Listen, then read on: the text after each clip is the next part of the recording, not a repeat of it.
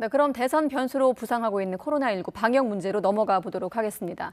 오미크론 변이 영향으로 신규 확진자가 매주 2배씩 급증하는 가운데 처음으로 10만 명을 넘어섰습니다. 정부는 사적 모임 6명, 또 식당과 카페 등의 영업시간은 밤 10시까지를 골자로 하는 새 거리두기 방안을 발표했습니다. 또 내일부터 QR코드 등 출입 명부 운영을 잠정 중단하기로 했습니다. 더 자세한 내용은 이동우 기자가 전합니다. 코로나19 신규 환자는 지난달 26일 10,000명대에 진입한 지 3주 만에 10만 명을 훌쩍 넘어 11만 명에 육박했습니다.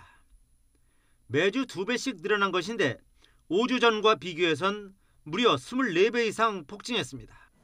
정부는 확진자가 연일 급증하고 있지만 피해가 누적된 자영업자 등의 의견을 반영해 거리두기를 일부 완화했습니다.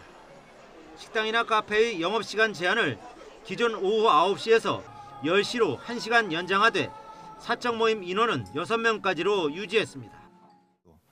좀 더 보수적인 대응이 필요하다고 보고 현행 거리두기 틀을 일단은 유지하기로 결정을 하였습니다.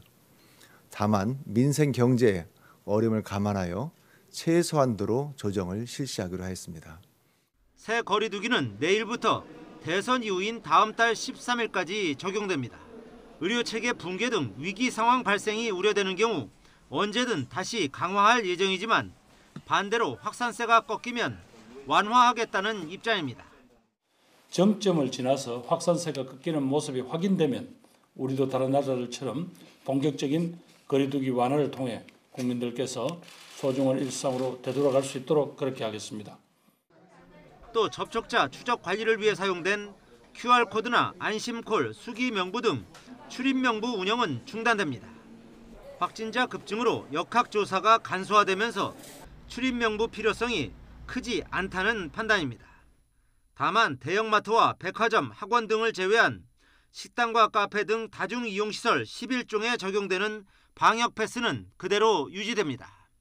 아마 식당, 카페 등에서는 대부분의 QR코드를 설치해놨던 곳에서는 이 QR을 활용해서 접종 여부를 확인하고 백신 패스를 운영할 것이라고 보고 있는 중입니다. 식당과 카페 등은 QR코드가 아닌 쿠브 앱이나 종이 증명서 등을 통해 예방 접종력만 확인한 뒤 입장할 수도 있습니다. 정부는 청소년의 방역 패스 시행 시기는 지역 형평성 등을 고려해 4월 1일로 한 달 연기했습니다. YTN 이동호입니다.